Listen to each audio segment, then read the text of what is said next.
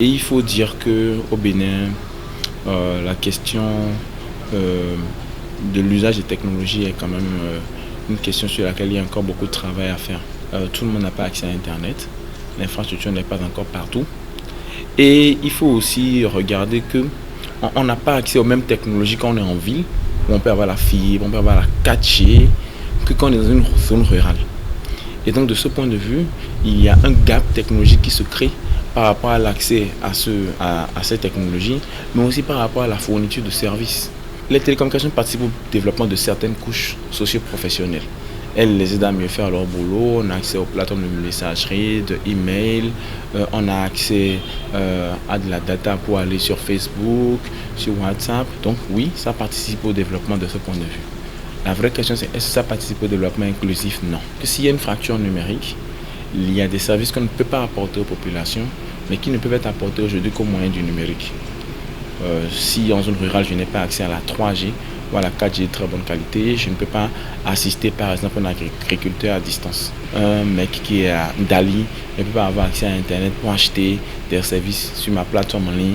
Un mec qui vit à Boukoumbe ne peut pas avoir accès à un service gouvernemental pour demander son casier judiciaire parce que tout simplement déjà il n'a pas accès à l'infrastructure nécessaire pour pouvoir ensuite avoir accès aux services. Aujourd'hui, nous ne savons pas utiliser Internet pour créer des plateformes qui facilite la vie du citoyen, qui lui économise de l'argent. Or, c'est aussi le but d'Internet, et surtout son but dans sa dimension inclusive, de développement inclusif.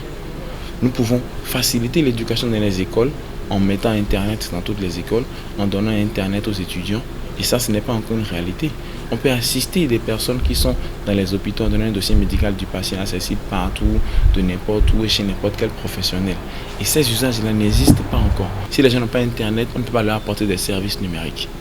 On ne peut pas leur apporter des services qui leur facilitent la vie. Et donc, on voit très bien que systématiquement, la question de l'infrastructure est un frein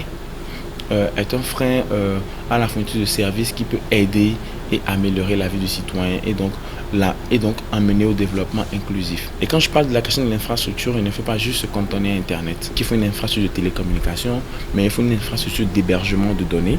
Il faut une infrastructure de sécurité parce qu'à partir du moment où vous voulez transférer tous les usages sur Internet, c'est-à-dire qu'il faut fournir un minimum de sécurité aux gens. Mais il y a aussi, par exemple, la question du paiement. Pour développer les usages, il faut qu'à un moment donné, les gens payent. Il faut trouver un modèle économique qui soit adossé à des outils de paiement. Avoir des services de monnaie mobile n'est pas avoir des outils de paiement. Nous parlons de choses qui sûrement se complètent mais qui sont bien distinctes. Aujourd'hui, il n'y a pas d'infrastructure, de solution qui vous permettent de faire payer nativement vos services à travers Internet. Et on sait très bien que dans toute industrie, dans toute économie, le paiement est la clé. Si les gens ne peuvent pas payer, donc on ne peut pas produire de services payants. Quand il s'agit d'une économie nouvelle, il faut savoir l'accompagner.